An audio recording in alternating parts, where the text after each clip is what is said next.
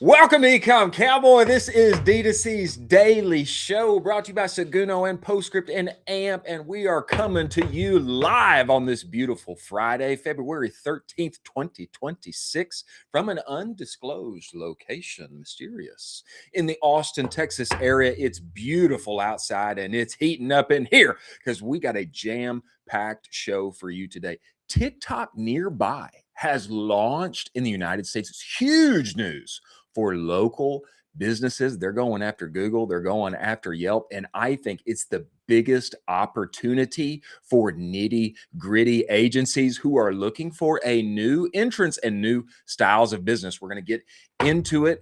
Amazon Now has rolled out to the UK. It's 60-minute grocery delivery. This is the holy grail of last mile delivery. And if they can do it, they're going to solidify themselves as the convenient surface in all of modern life. Will they be successful? We shall see. Josh Durham, founder of Aligned Growth, is going to come on the show and tell us why human influencers are more important than ever in the age of AI content.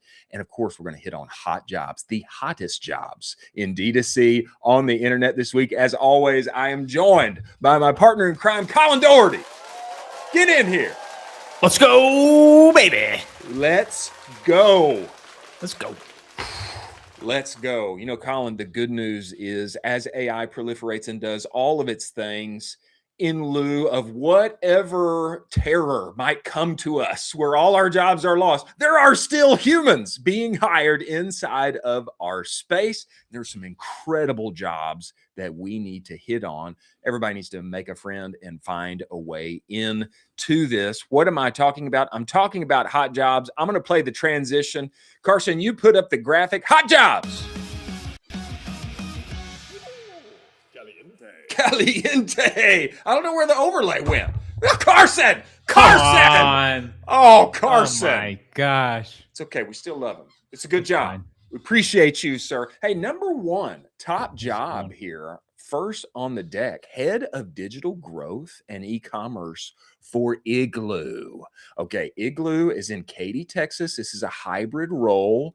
And not many people know this, but I actually used to have a cooler company. And I'm glad that I actually couldn't get it out of China and sell any over here in 2020, because as soon as I would have got them here, Igloo had already iterated and they're doing awesome collaborations. Hello Kitty, all of the things that you can think of. I mean, these are like AC powered coolers that'll keep your thing cold forever. Colin, does this one excite you? I mean, it excites me because it's Houston, it's Katy, and it's Igloo.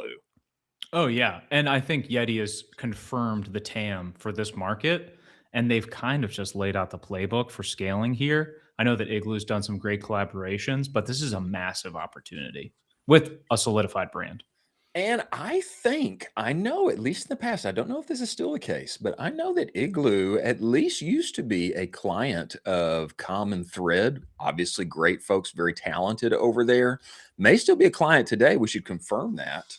with Taylor Holiday. But this is an exciting role that somebody needs to leap into. Talk about exciting collaborations and selling the best coolers on the internet at the best price. This is like Yeti, except it's more affordable and you can do cooler things with it. Next on the dock here, this is from the Austin area, which I am biased toward. Hint Water. Do you know about Hint Water, Colin? Of course, I've had my fair share.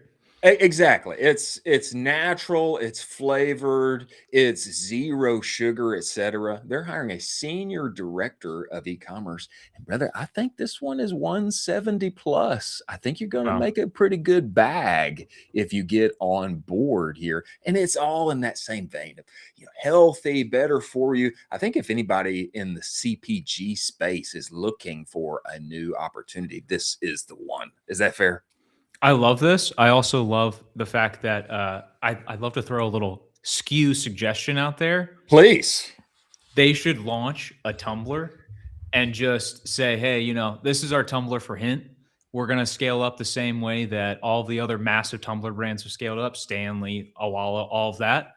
And then we got the water to fill it up for you. And why not? Why Why not? not? Why not? I don't know if you can subscribe for 60 or 80 of these things at a time, but anytime I find a water or a drink that tastes good and it's not going to cost me liquid calories, brother, I'm in it all day, every day. You know what I mean? I think For sure. they should debut like a mega subscription where you get like 200 per month. I'd finish that in a week. Exactly. I think they should do that. I think they should do that. Number three, somebody's going to get a mega role here. VP of Ecom at PacSun. Obviously a big boy legacy name here with PacSun. I think this one it's either in Anaheim, California or somewhere else in California. And brother, I think for this role, you're looking at more like in the $300 range. If I've got my stats right. I mean, this is mega dollars, mega brand. Somebody needs to get inside of here and make this thing happen.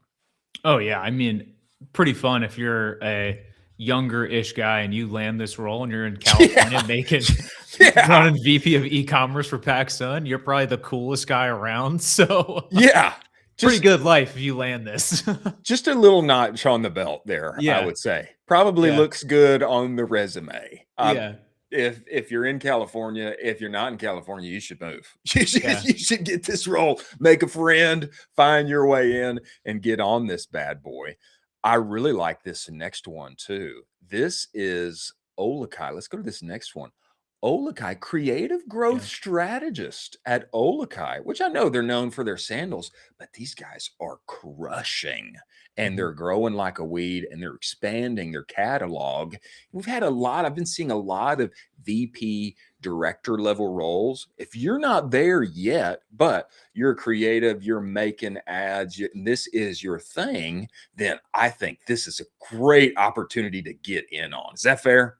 Absolutely. And the TAM for this is absolutely massive. I think you could probably just steal the audience of Hey Dude, if anyone in our audience knows who that is.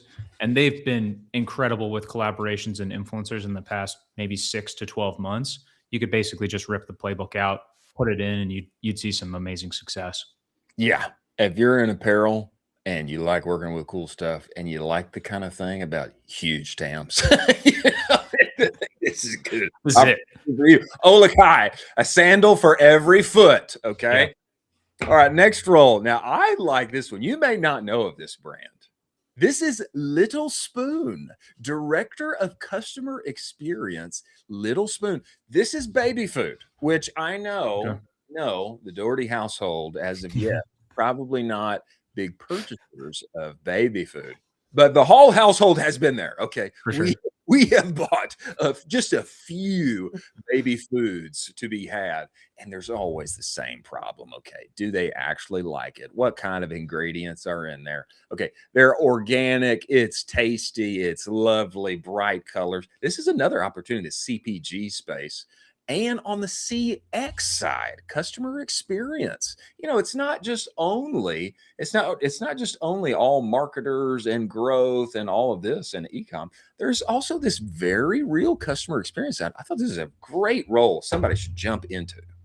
Huge. Plus, you could pull some incredible case studies and honestly get some really good video testimonials. If you're really like a home run crusher from this role, you can get incredible life changing stories directly from customers, and It's true. you can become the beast. You can become the ad manager's favorite person in the world because you're just giving him ad creative left and right, and you're like, hey, here's another customer that changed their life and their baby is absolutely, growing up and being an amazing person because we were able to give them Absolutely. some super healthy food. This is Absolutely. amazing if you can lean into this. And I think too, the wonderful thing about this is like who has the biggest share of wallet to spend in the United States of America? It's mothers. It's wives who are heading up the household and they've got the grocery bill, they've got the largest share to spend. And what do they want? They want tasty, healthy things for their kids. Let's be honest. And so it's a win-win-win all around. Go ahead. I'll push back on that. I'm going to say What? the biggest wallet in this, and who's actually going to be buying this a ton, is not the moms. Get out of here. Who's going to buy it?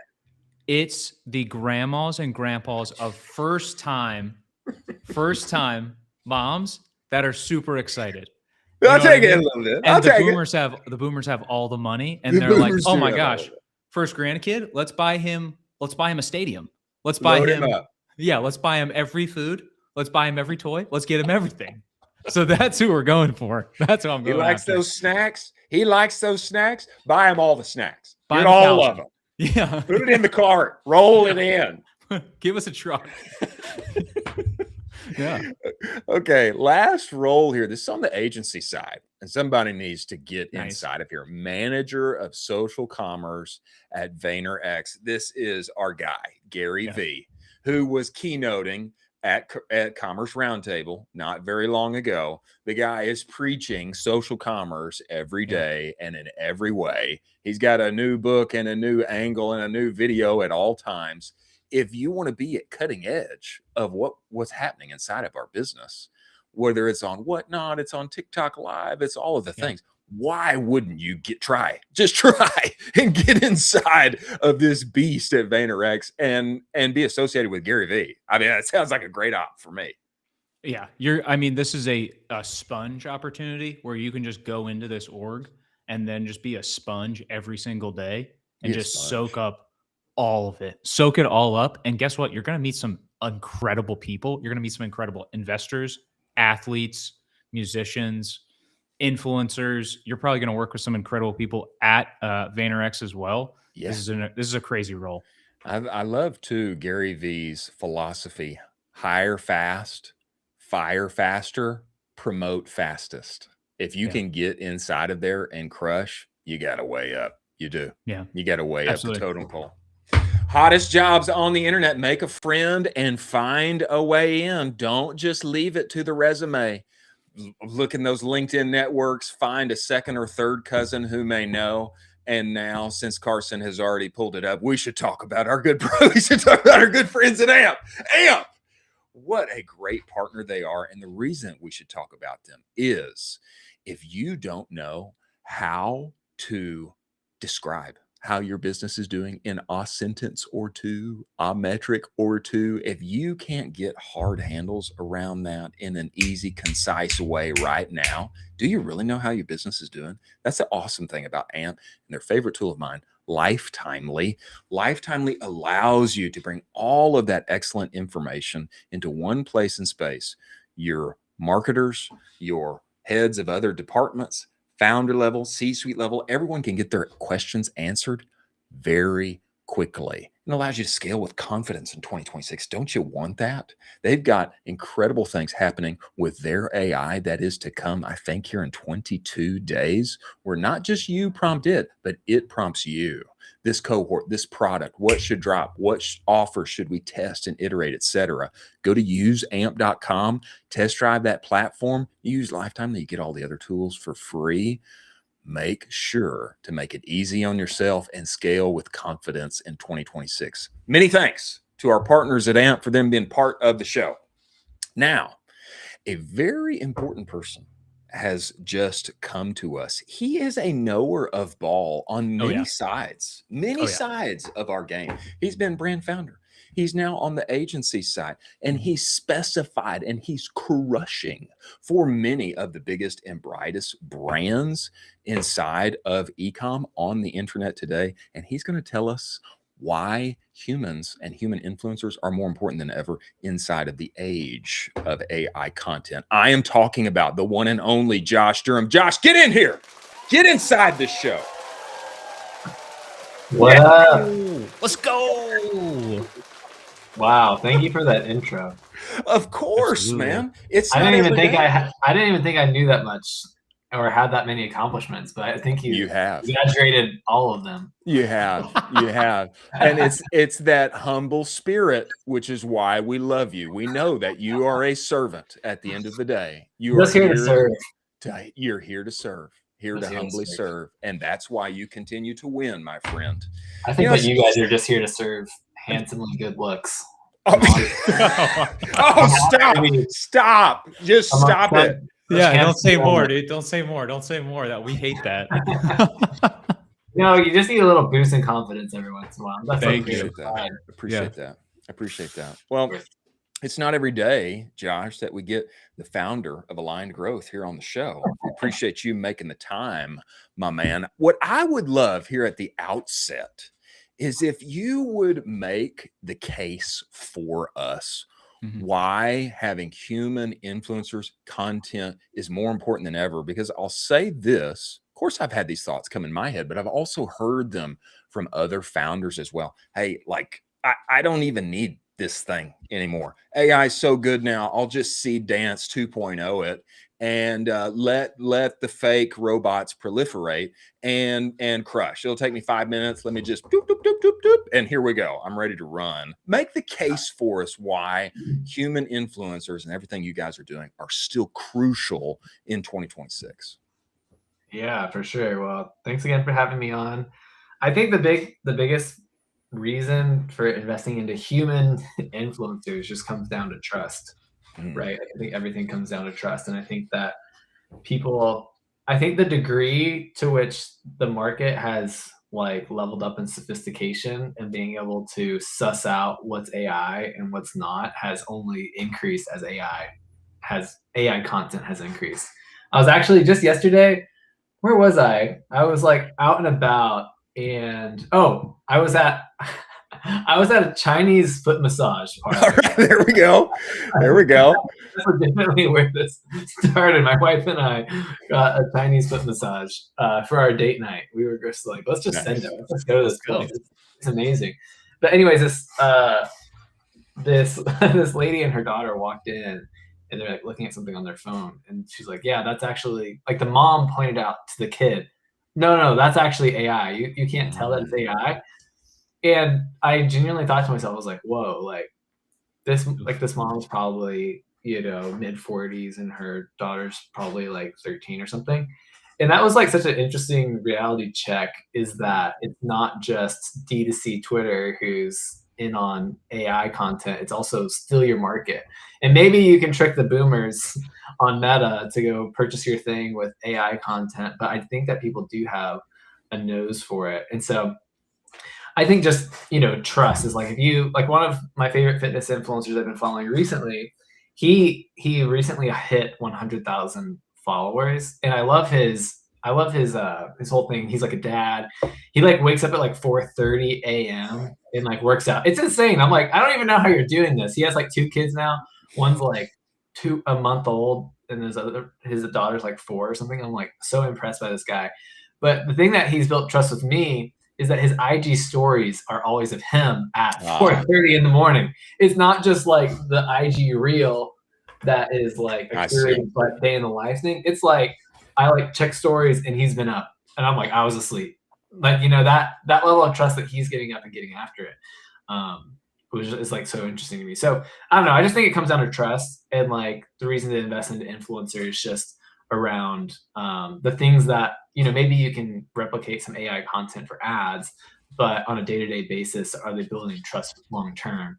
And so I think that's like an interesting conversation to have. Smarter consumer. Smarter consumer. It's not Smarter just consumer. Yeah. yeah. It's not just the D2C. It's not just the D2C Twitter crowd. Yeah. And maybe our boomer parents will get fooled, but maybe not. My boomer in-laws got fooled recently. She was showing me something, and I was like, "Yeah, that's AI," and she didn't know. She didn't know. So I think another interesting piece of this conversation, and I too am wowed by what AI can do, and I've been in all the tools and I've used them to make ads, etc. But another piece of this is what happens when the FTC decides to crack down and make a big example of somebody or a lot of somebodies. And what about ambulance chasers and all of the law firms who have made plenty of money on websites where, it's not people who are visually impaired can't navigate this and give me money, give me money. I mean, there's also another side of this where maybe somebody's crushing with AI ads now, and then they get a lawsuit that takes a $500,000 chunk out of their P&L. I mean, is that fair? Have you considered that as well? I mean, yes, because I've actually been spinning up a brand that I'm launching in May, and I've been trying to stay above reproach in terms of FTC guidelines. It's like throw it in the chat GPT. Is like, is this FTC compliant? And it'll tell you, and that's been super helpful. But I've also been looking at it from like FTC guidelines on like reviews and like testimonials, because I think that is a very gray area. Because I think that like a lot of like, maybe we could even call it gray hat marketing, are almost using like fake reviews on their new, like I made a Replo page recently where I was like, hey, I want to like duplicate this page, but with my copy and stuff like that. But it automatically copied the reviews and testimonials for our new product. And I was like, whoa, like I got to take this out because it's obviously not true. But I think that that is like another kind of gray area, and that I would genuinely be super concerned to get the FTC judgment. And not only that, but like get the FTC judgment. You said like $500K from the P&L. They judge it based on revenue. Oh wow. Yeah. Did you dive into that? So how are they tackling that? That's as far as I can go. I've only seen the headlines, but okay. I was looking at a recent judgment, and they had actually sold the brand. I think it was like for like could be around $15 million, and then the whole judgment was for $15 million. Oh. Which they couldn't pay because I think they paid taxes on it. And then they of course. And then the looming judgment though is, okay, you don't have to pay the $15 million today, but this judgment is going to be in place. Yeah. In case you do come into a lot of money. Yeah. Oh my. And you plan. break this law again, then you'll get it. So it's based on like they're doing it on revenue, like total revenue. Wow. Oh my. Not just your product category. They're not going to split it up.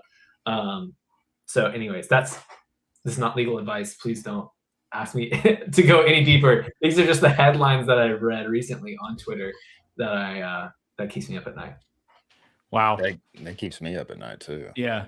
I mean, that's horrible. It's a nightmare scenario. So obviously, Josh, you've probably heard Sydney Sweeney 15,000 times in the last year. And she's probably been referenced and with a ton of brands you've worked with.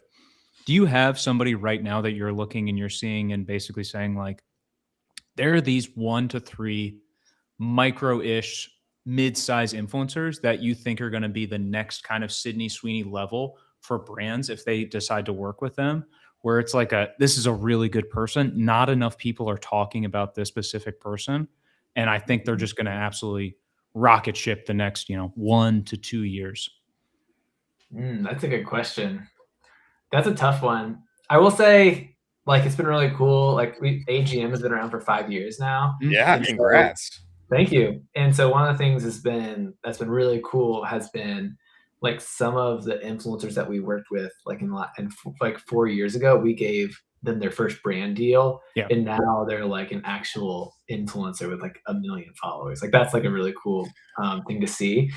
But in terms of like the next Sydney Sweeney, that's a tall order. I would say one influencer that I'm super impressed by that's already, kind of, macro influencer level is just Devin Levesque. I think that he is someone so good. Yeah, I think he's a really great creator. If you're familiar with this company, Promix. It's Promix, right? Not Prominix. Is there another? Yeah, Promix. Right. And so he built up Promix as like a supplement health and wellness company, and then recently that was recently acquired. And so I don't know, I was just really impressed because I think that he played that line well of creator into an actual business and being the face of the business, but also just like running the business and just like the community that he built around that. And I think I was telling someone else this recently, is that he actually influenced me to purchase product. Aha! I made 2 purchases because of Devin Levesque, maybe even 3. The first one was he did an advertisement with the one hotel down in South Beach, Miami, and I was going down there for a conference, and I was like, oh, this place looks cool, and it looked so swanky on his Instagram story and that kind of thing. And I booked, like, it was expensive. It was like an $800 a night kind of ordeal, and I went for one night, and it was awesome. Like, I really enjoyed it, but I think the lesson in there was like he actually influenced me to purchase, but I didn't use a discount code from Devin Levesque. I didn't use a UTM link from Devin Levesque. I purchased it off of Google search. And so I think just in terms of like attribution, it's not as linear as everyone wants it to be. And then the second one was I actually bought a Promix product off of his Instagram story. So he probably did, get the tracking back there. But it was like a beet. I love Asana. And so it was like a beetroot detox thing. And there we go. This thing was insane. Like, I took it, like it was my first time taking it, and I was waiting for the sauna to heat up. And I took it and I sat here reading a book while the sauna was heating up. And my whole body in like 5 minutes went flush red. Like, It was as if I had just been out at the beach getting sunburned. It was like an Alaskan like citizen had come down to Florida and had seen the sun for the first time. Like, I was like that bright red. Like, my whole body was flushed, and I was like starting to sweat. So I immediately got in the sauna, and like all my skin was tingling. I had no idea how intense this was going to be. And so, anyways, I bought that product from Devin Levesque. It was a crazy detox experience that I was not expecting. I should have read the label. It had molasses in it, beetroot, and I took like the full dosage. It was insane. I swear I was like red for like the next 3 hours, and I had to calm down. I told my wife, and I was like, "Watch this!" I was like, I pressed on my arm, and it was like you could still see where my finger imprint had been. That was like in 5 minutes from drinking that. So. Anyway, shout out to Devin Levesque. I think that guy is legit, and I appreciate all the products I've purchased from him. The more you talk about it, the more unsure I am that this thing's legal. I mean, it sounds like quite a product. Brace yourself. It's worth the thrill. So if you want to check it out. Tell me this, Josh. Obviously, influencers work. They even work on you. Give me this. From all of your experience with this, is there ever like a product and a category and then a few influencers come to mind that you just know this is going to go kaboom? This is a banger. I already know it's this category for this persona, and there's these kind of influencers. It's a home run. Anything like that exist in your mind? Yeah, that's a good question. I mean, I always think just female creators on like a really great female product is just kind of set up for success.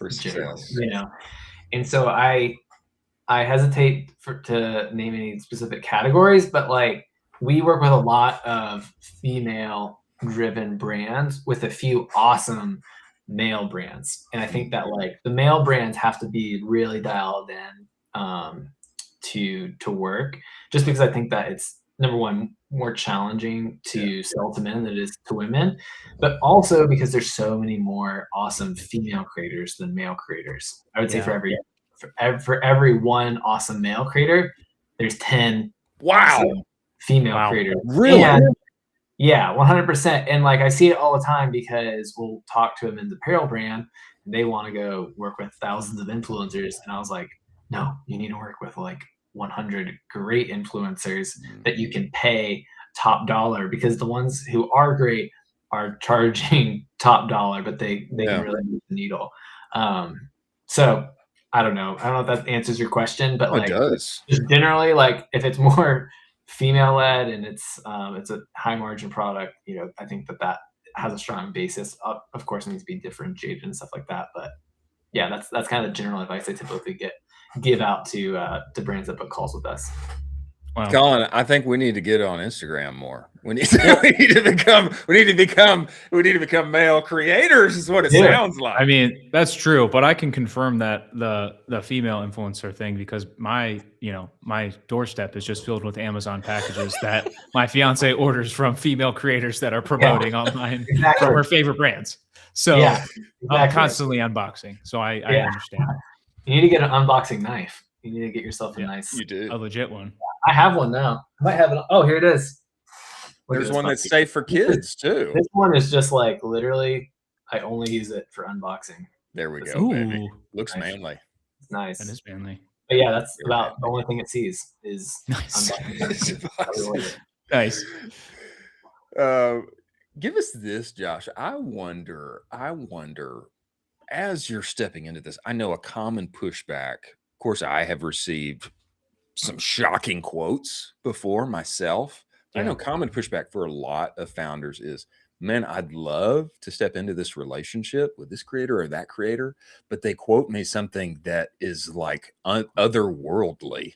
Like I don't even know how we could ever even step into it. And how do you navigate that? It sounds like there's credence to, hey, pick fewer that you can pay well because they're going to crush for you. Maybe there's also something on the other side of just knowing how to wisely enter into that kind of thing. You have any wisdom on that? Yeah, I mean, I think everyone's had that same experience. They're like, oh, it's $15,000 for a post. No, thank you. But I think that everything is just a negotiation, and it's all about volume. You always have to have more deal flow to weigh that one, influencer against. And I think that most people who try to stand up an influencer program in-house haven't reached out to enough creators. If you want to find 5 influencers in a month, it's going to take 15 to 20 sourced and negotiated down to get your best 5. And people generally don't want to spend that amount of time. And that's why AGM exists, is because we're just doing such a high amount of volume and we get the best rates because we worked with creators in the past.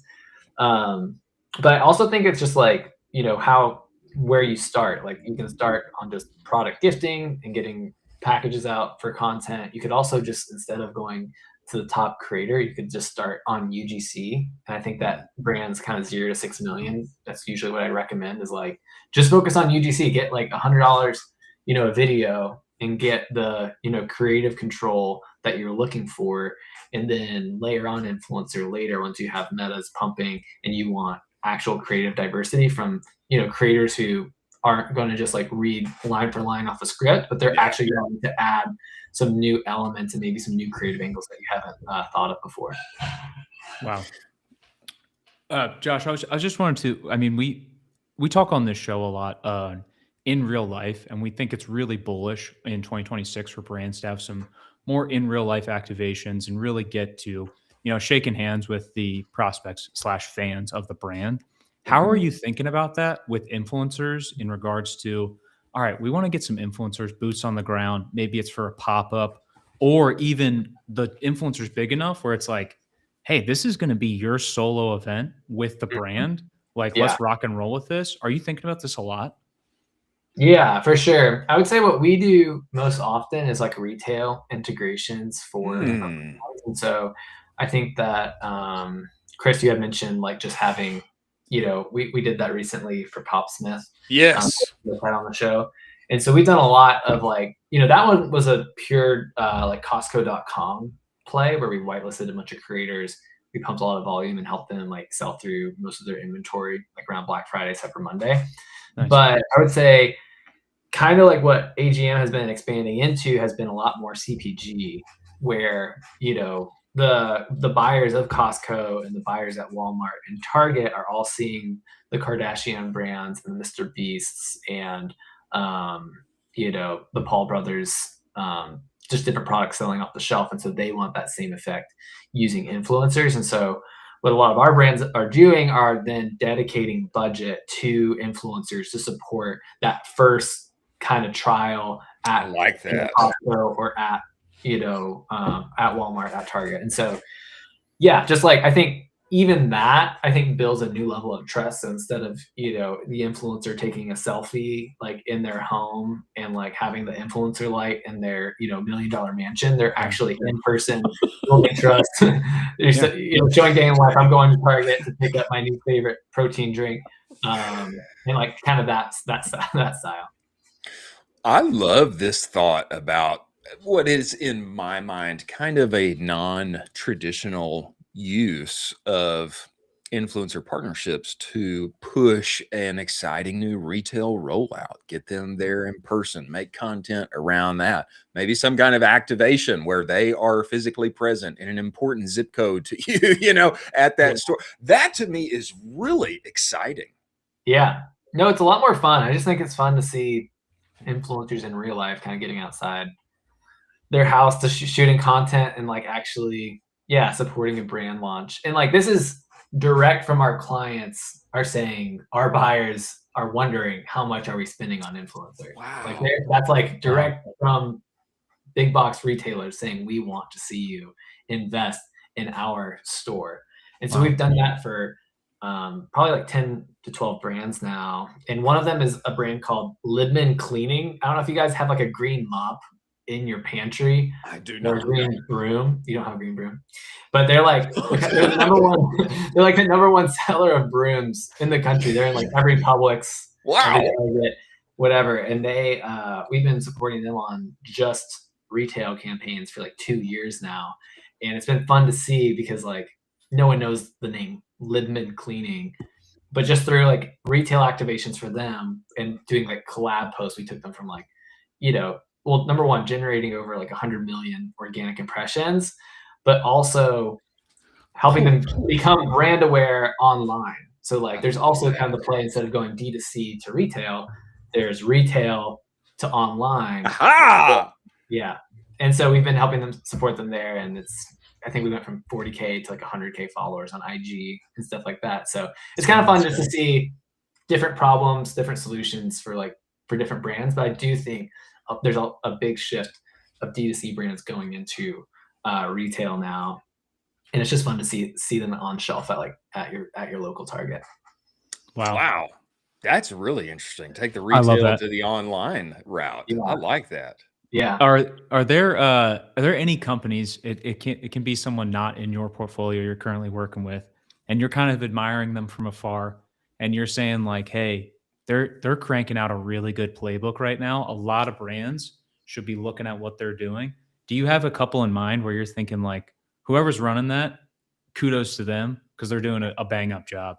I mean, Lidman Cleaning, obviously. Obviously. Whoever's managing that Lidman one. Cleaning, You know. we've all heard of it. Yeah. No, I think most recently, one brand that I've just seen some of their clips on Instagram recently has been just like Bloom Nutrition. Yeah. We talked about them last week. You did? Nice. I'll just admit I'm not like super well studied on their playbook, but one of the things that their founder said that I thought resonated was take your Meta ad budget and just throw like whatever it was for that week, like take that portion of it and just throw it at like an insane moonshot idea with like a major influencer and like actually make it into campaigns.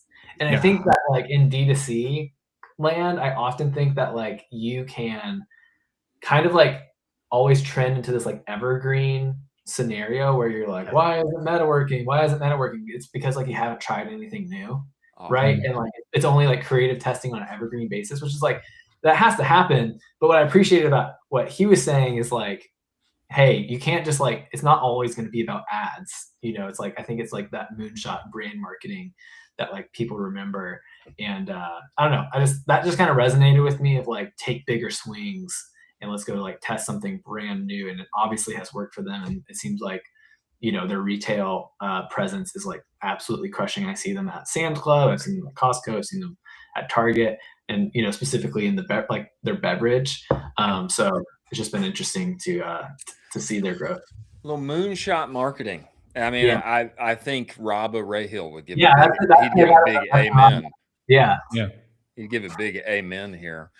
Josh, man, we really appreciate you coming on the show and making the time, but I cannot let you leave without saying this. You know, Josh, he's not just good on the influencer side, he's a good salesman too. He's a good salesman too. He is. He is. When I was at Bruce Bolt, I was trying to work together with Josh, and I could not get the budget. I just could not get the budget clearance. But boy, he had me on that last call, and it was time to whop out that card, baby. It was time to swipe and make it happen. And I couldn't make it happen. It was my fault. I needed to do some inside selling a little better, and I didn't. But hey, that does it. That's lesson number one. Have the decision maker on the line. You weren't the main decision maker. I should have had the CFO on the line. That was my mistake. Obviously, I was the ground. That's the deal. Is I was your champion, and what I really needed was that CFO clearance. Yeah, now I require every CEO, CFO, CMO all on the call. So they can send a wire immediately. No, smart. I thought you're serious for a second. No. Well, Josh, man, we appreciate you coming on the show. Before you go, man, tell everybody, hey, I want my influencer marketing fixed. I want to roll out a big campaign. I want to take a moonshot. I want to get humans talking about my product. Where do they go find you, work with you, talk with you, etc.? Yeah, for sure. Well, you can shoot me a DM here on Twitter at Josh J. Durham. Or you can come to our website at aligngrowthmanagement.com and you can book a call. Or we also have some really great influencer marketing guides. It's like a free 5-day email course that you can sign up for. I think it's at the bottom of the page. So you can check that out, but happy to chat and see if we can help. Well, we appreciate it, man. And we look forward to talking again. I know you're not in Nashville anymore, but maybe we'll come and find you in Florida and we'll get together again soon. Let's do it. Thank you so much, guys. Appreciate it, man. See you later. That is so good. That is so good.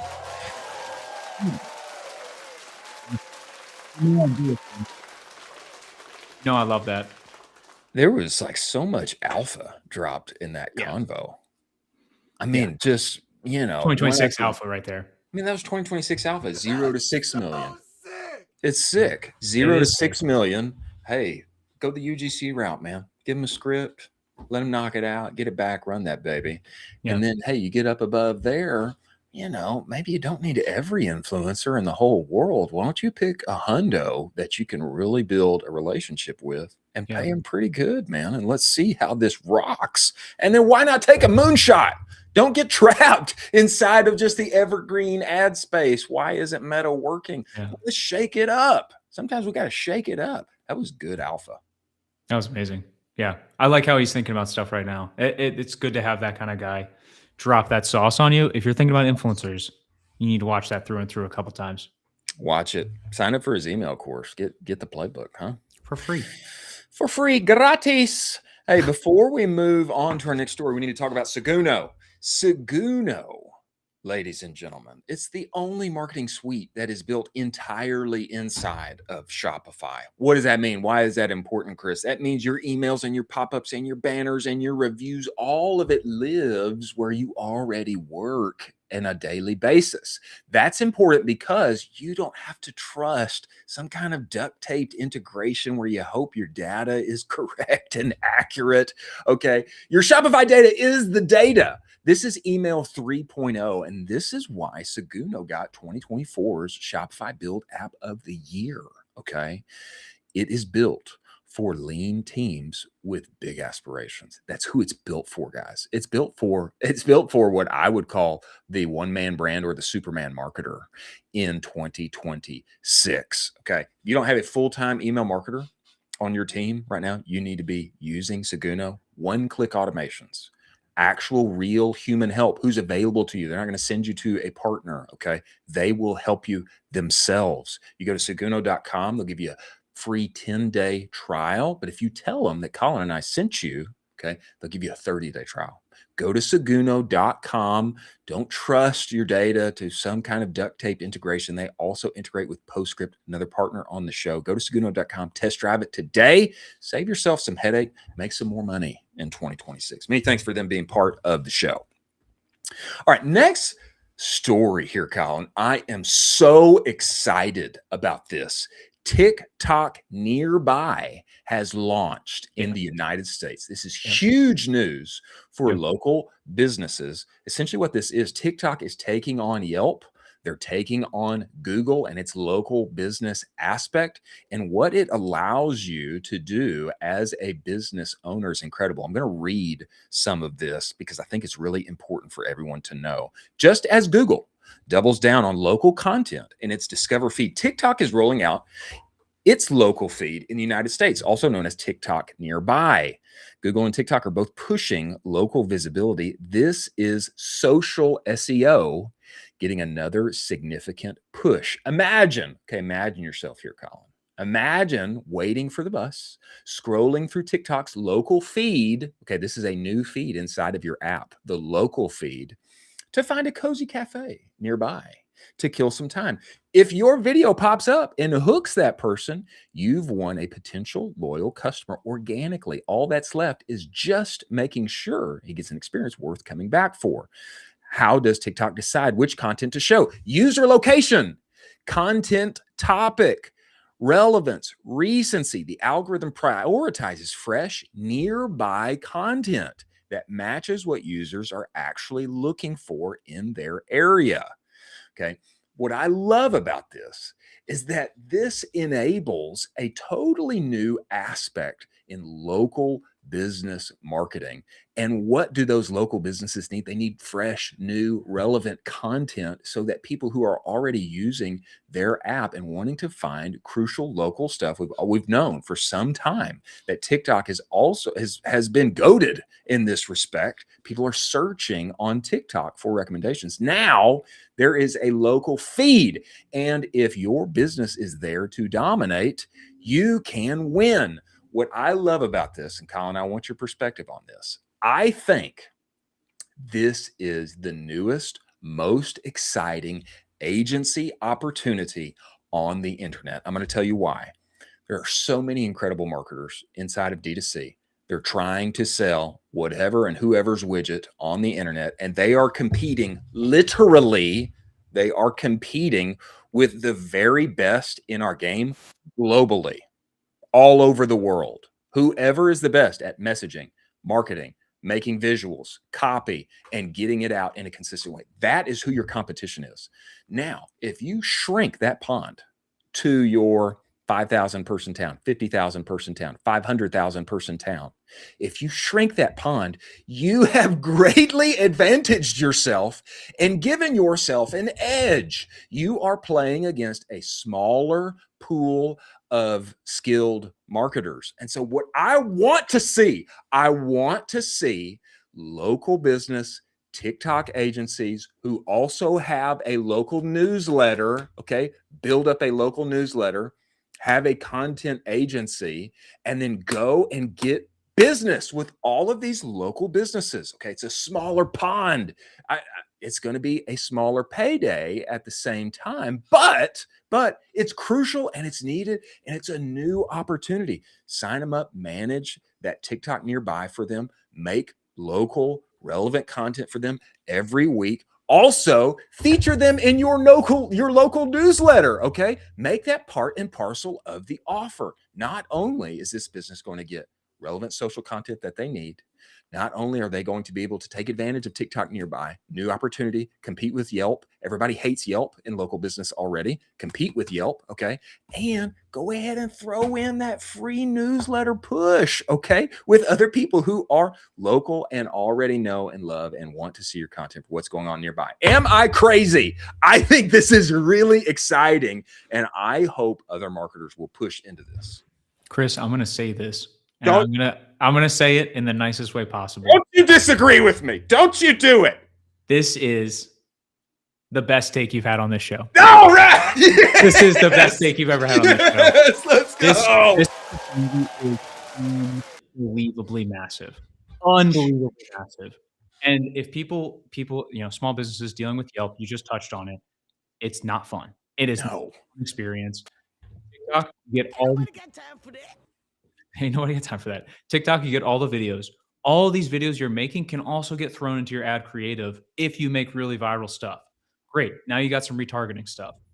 I wish, this is my one little qualm with this entire thing, I wouldn't want it to be a new feed specifically, an entirely new feed.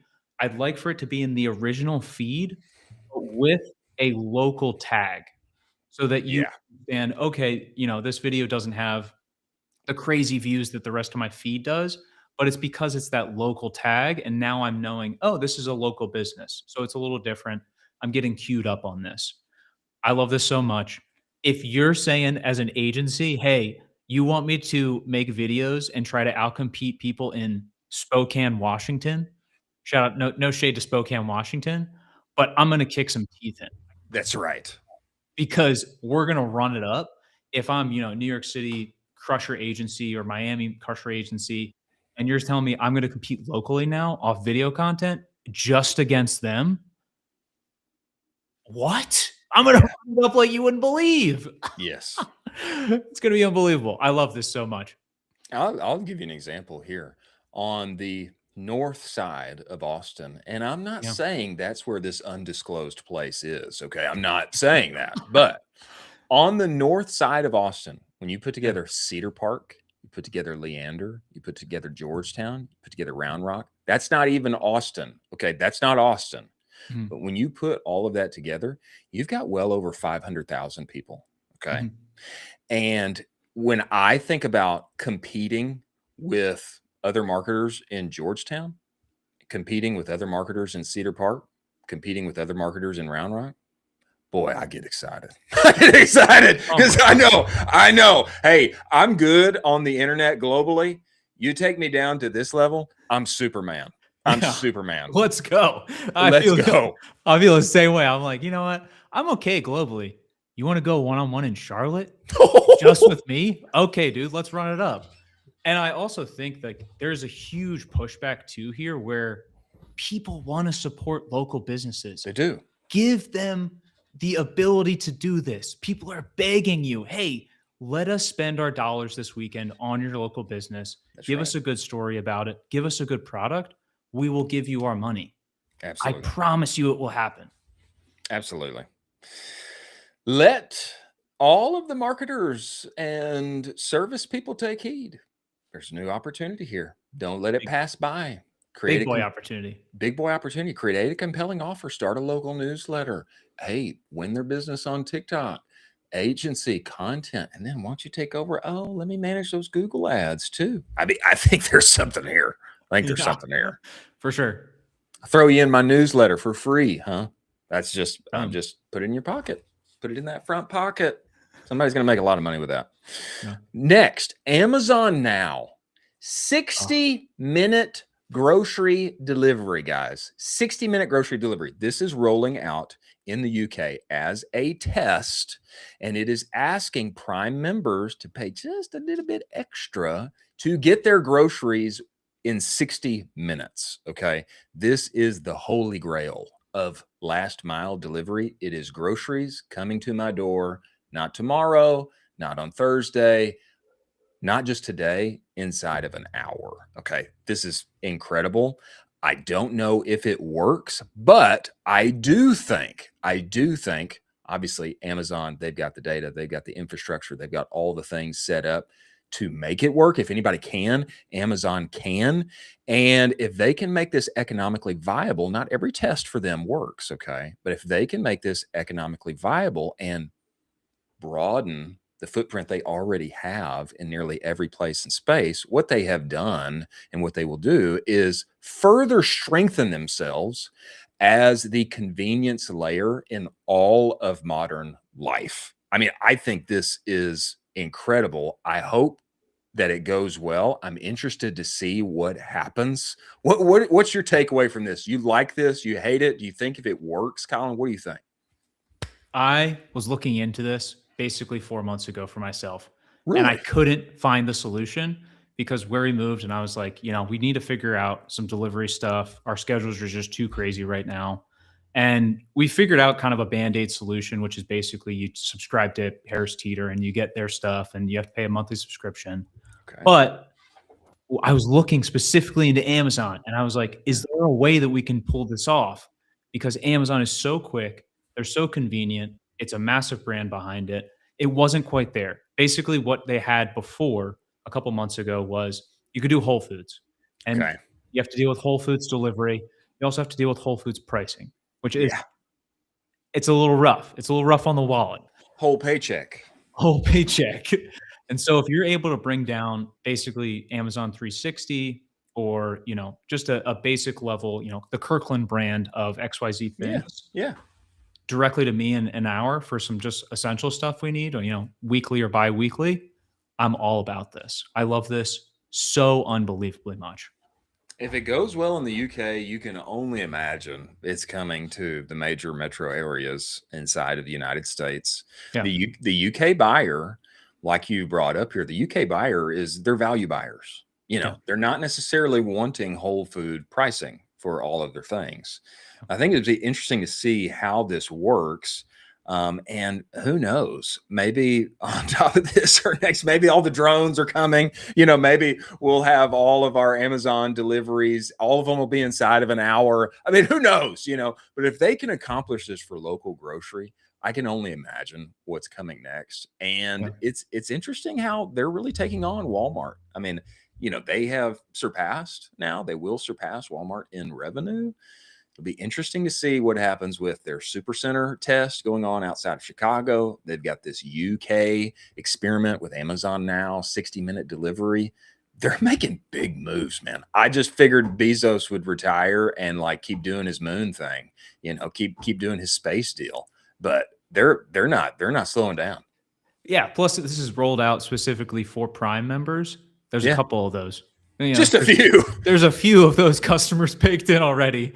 So the immediate TAM for this product is just unbelievably massive. Yeah. So it's just the ability to create a brand new catalog within their existing massive business almost overnight. Incredible. Unbelievable. Yeah, Incredible. unbelievable. Bezos, he's a man of focus. And before we get to our last few stories, we should talk about Postscript because they too are a company of focus. We just had Alex Beller, president of Postscript, on the show. He called me and told me as I was making the move to Postscript, he called me and told me, our goal is to make SMS your #1 revenue generator. And I said, Alex, are you sure you want to take on that challenge? I mean, that's a tall task. He said, that's what we're aiming to do. On average, when people make the switch to Postscript, they see a 22% increase in SMS revenue. I saw a lot more than that. I mean, we went from making very little money on SMS to actually being a top 1% account on their entire platform inside of a year. Okay.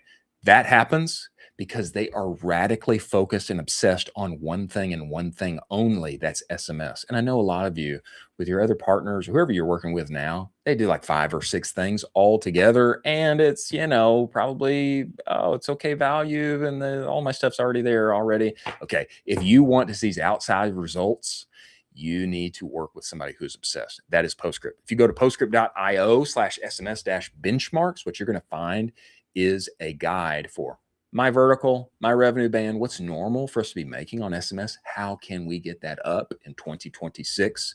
Work with Postscript, find yourself a few more dollars, work with somebody who's trying to make SMS your #1 moneymaker. Many thanks for Postscript being part of the show. As we close out here, Shopify, who is on a tear. Shopify's consumer business is not actually the fastest growing part of their business. Shopify's revenue rises 30% in 2025 as B2B sales surge and AI commerce expands. This comes to us from Digital Commerce 360. I'm going to read some of these stats to you. B2B sales were among the fastest growing parts of the Shopify platform. Shopify said B2B GMV increased 96% in 2025 and 84% in Q4 compared with the prior year. The company said it signed large wholesale customers, including Sonepar or Sonepar, I don't know exactly how to pronounce it, an international electrical products distributor. Have you ever heard of these people? I haven't. I think obviously they're big boys, among the biggest of big boys. These are the kind of people that Isaiah Bollinger over at Zaylab is working with. B2B features are currently available to merchants on Shopify's Plus plan.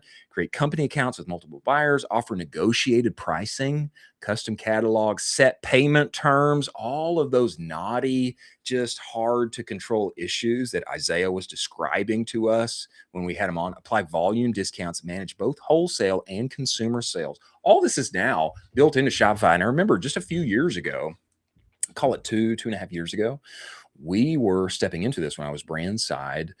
We were stepping into, hey, can we use Shopify for the B2B aspect of what we are doing? It's still early. Now they have just exploded this thing. And it's even faster growing than the consumer side of their business. What do you think about this?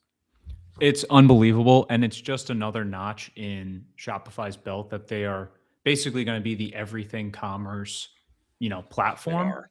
And it was really easy. I don't want to say easy, but it's a simple concept for them to just basically take the simplicity of the D2C business, that UX and UI design, and then just say, hey, we're gonna just basically copy and paste it and apply this to B2B and make it super easy, super fun, and enjoyable to actually run this B2B motion.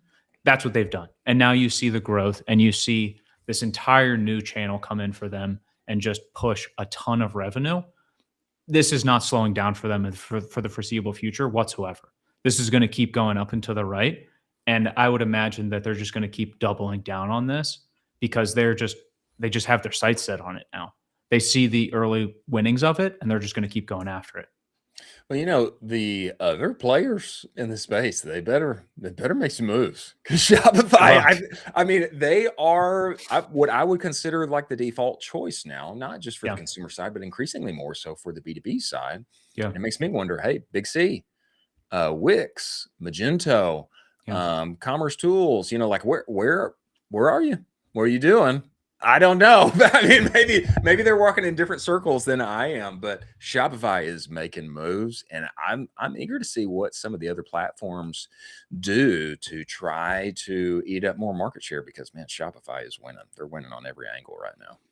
There's going to be a massive shift in the next 5 to 8 years when a decent amount of the boomer execs that are really glued to and hell bent on certain platforms that have just held it since they've been in the org, and they're like, we're not moving off of this. It's gonna be very interesting when those folks retire, and then the younger bucks within the org are saying, hey, we still don't want to be on this thing anymore. Can we move over to Shopify? We like it better. It's way better for us. We can use it. So there's going to be a huge drove of people shifting in the next coming years. And also, I followed that Harley and Toby guy on Twitter. They're great. Don't underestimate that. Don't underestimate that. Seriously. Power of personal brand. Yeah. Being available, smart, and likable. 100%. There's a whole lot to it. We've got a tweet here from Dan McCormick, who is obviously doing great things with Create. This comes to us, and it's what he calls Zuck's Rule. I think we should take a look at this here. Zuck's Rule: the brand that can rationally pay the most for a customer will acquire the customer. Meta is an auction. The highest rational bidder wins. Everything else, creative, media buying, landing pages, matters, but those are multipliers. The real ceiling and enabler is structural. Some brands are simply built to pay more for the exact same customer. I think this is a great point, and really he's running a subscription brand, and this aligns in favor with what we have been hearing from the natty CAC crowd, the natural cost of acquisition. There is a natural CAC in your category, and if you can afford that customer at a higher rate, then you will get that customer. Now, I think we've had people on here who have made apropos points, like Kyle Yeoman. This doesn't mean you give up on first purchase profitability. You can't just give up to it. You need to iterate on landing pages, creative, all of the things. But where else inside of your business can you look to build excellence so that you can afford a higher acquisition cost, more so than your competitors, and ultimately win in the end? I think this is right, Zuck. And it is an auction. And if you can reliably, naturally afford to gain that customer, then Zuck's going to give you the win at the end of the day. It just makes sense to me. Is there anything that I'm missing here? This is the ultimate print this out, put this in the deck if you're a brand raising VC capital. Because you can basically say, look, what we're going to do, we're a subscription brand. We're going to raise some VC capital and we're going to basically bid the highest on all of these customers. We're going to burn all the capital and we're going to make this amazing customer list of repeat subscribers. You're going to look at it and value it like a SaaS. We're going to exit from this thing in a couple years on some SaaS multiples, and everybody's going to make a boatload of money. You can do that right now, legitimately, and I swear it would work. And there's multiple VCs that are funding it where they are thinking exactly like this, where you are going to be buying for the premium, but you're grabbing that customer and you're betting LTV. I don't know if you told me you were going to burn my pile of cash. I don't know if I would be so eager, but I think it's a good point. I think it's a good point. If you can make the play now so that you can be a winner in the category 3-4 years down the road and become solidified and then exit that thing for a very nice payday. I mean, as you know, ads are always getting cheaper. So it's just, you know, we should wait. Let's wait a little bit. You know, if we wait, ads will be cheaper in a few years. If we wait, for sure. I'm sure. Yeah, Meta ads will be cheaper 2 years from now. So let's just wait a little. We just got to wait. That's all. That's all we really need to do. Yeah. I wish that were the case. Okay, as we close out here, I think a good warning from our friend Alex Becker, who is well known inside of our space. He has this to say, and this was a comment that he left on somebody who was talking about building software, etc. And the comment in general, the original tweet in general was, hey, SaaS is dead. It's going away. You know, you can just build your own thing now. Alex had this to say, and I think this is a good warning that really in a different way, Alex Beller brought up earlier in the week. Alex Becker has this to say: go build a SaaS that manages an important part of your business. Like, go do it. Build a MailChimp, he says. Then slowly watch all of your time shift from working to managing your MailChimp clone and having to spend hours learning how to keep email delivery up, debugging bugs, staying compliant, et cetera, and the staff you have to manage it. Then ask yourself, why would I not just pay MailChimp $250 to do this and forget about it? Most businesses can't even be bothered to swap out a SaaS product they bought 10 years ago because of the friction it causes. How many dentist offices, for example, are running on a website made in the early 2010s with a similar call system? They are not about to start making their own apps and managing them. I think this is a good point, and this is a reason why I'm a firm believer SaaS isn't going away, guys. I think definitely the space is going to be interrupted a little bit. Maybe prices get cheaper for us all, but the already solidified winners in our space, they're not going anywhere. And also, it takes a long time for industry-wide, several industries-wide change to make its way on the internet. Those ripples have to go for a long time. And there is a lot of friction to change. There is. And how many small businesses at the end of the day, or even large businesses, how many of them want to become specialists who now manage their own tools that they have built all of the time? I don't think that's the case. Now, early builders, early adopters, they're doing awesome things. I've seen some of the things that founders and Superman marketers and agency leaders are doing, and it is impressive. But it's the few. It's not the majority. It's not the majority. And I think this is an apt warning. You don't want to get so focused on being able to do all these things yourselves that you forget about your own business and can't focus. I think this is a good warning. Any pushback on that from you? This is the correct take for right now. For right now in time, this is the correct take because you still have to manage a lot of the security. You still have to manage the functionality, the build of the apps. And I think you're legitimately incorrect. We're saying it takes up so much of your time where you're basically running a second business. That's not good. You don't want that. I will say 3 to 4 years from now, I don't know if it's the same picture. So for right now, this is absolutely correct. It's not there yet.